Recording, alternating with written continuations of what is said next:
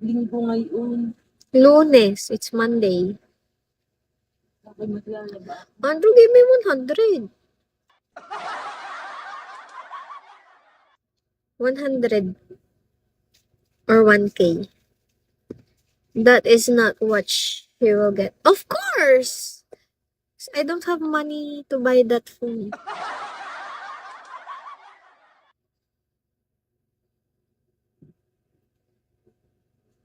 I don't have money to buy for that phone, so no. She's not gonna get that phone.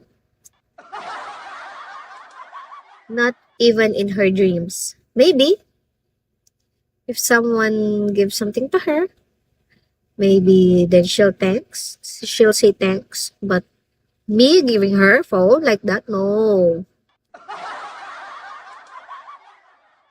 I have too many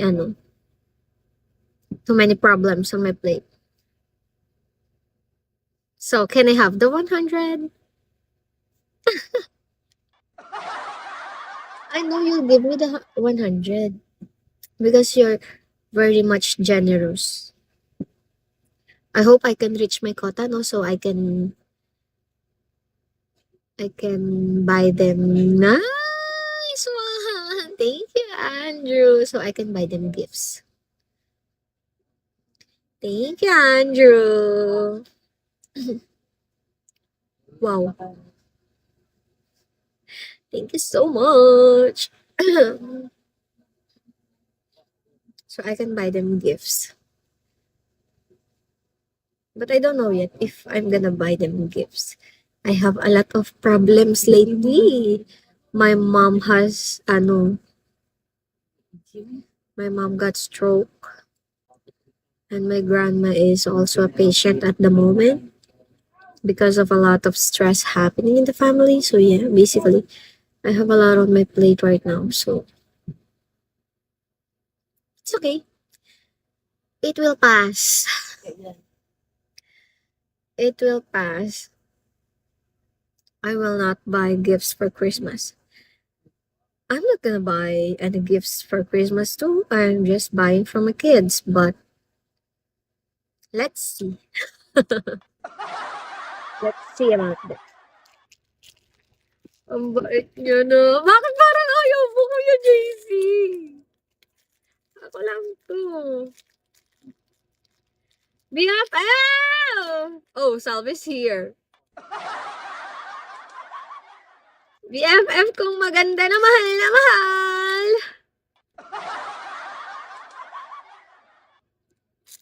BFF! Oh, ayaw mo mahal kita? Granddaughters will get money, the rest nothing. Oh, I have here. Look. It's like a Christmas card and you can put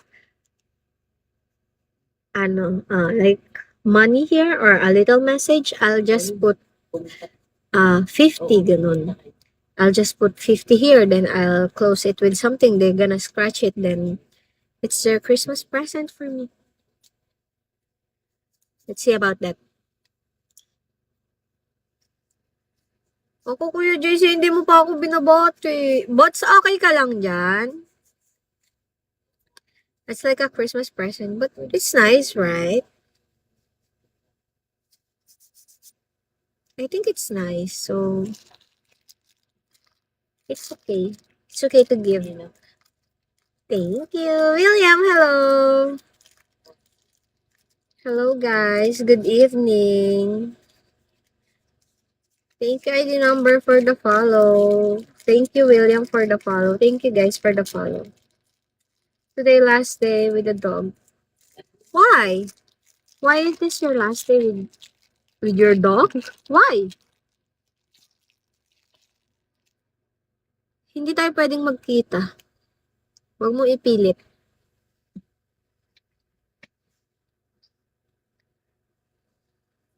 Why it's your last day with your dog? What happened? Is it up for adoption?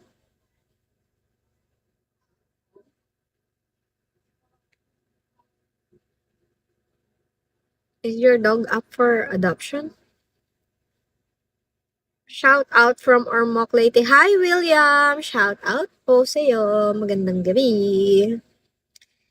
Is your dog up for adoption?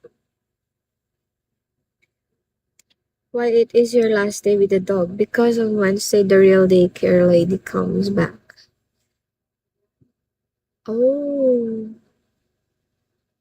Is it your dog or it is not? Is it your dog, Andrew? Or it's not your dog? That's you're just trying to be ano, gentleman. I am only daycare for my neighbor's dog. Oh, Yuna, hello. Good evening. That's why. Well, it's okay. Why? Does the dog loves you very much na? They don't want to be to be taken care of by someone? Are you enjoying with the dogs?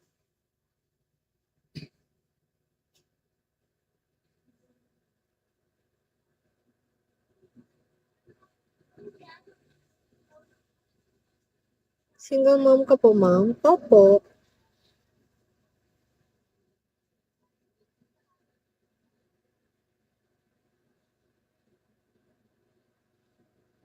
Yes po. Usually my inmate take care of the dog, but she is on holiday. Oh, and the lady you're talking is the one who's gonna go back from the vacation? Ian, is she the one you're talking about? Wow. But it's okay. You can always have a visit with the dog, right? Parang hindi halata, parang dalaga lang. That's the saying, you'll never know I have a daughter if I didn't say so. Charo.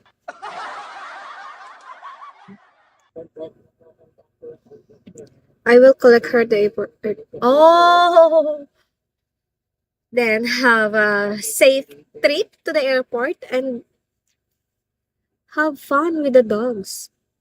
Or you're just pertaining to a single dog?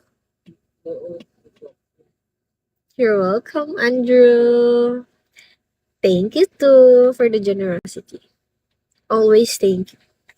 You always have something for everyone when you go to someone's life. You're truly an amazing person. And that's what that is what you're taking care of. 3 to 4 dogs. Is that an everyday? Oh, super Rasta. Hello. Well, it's okay if you can take care of 3 to 4 dogs at the same time. But it's okay.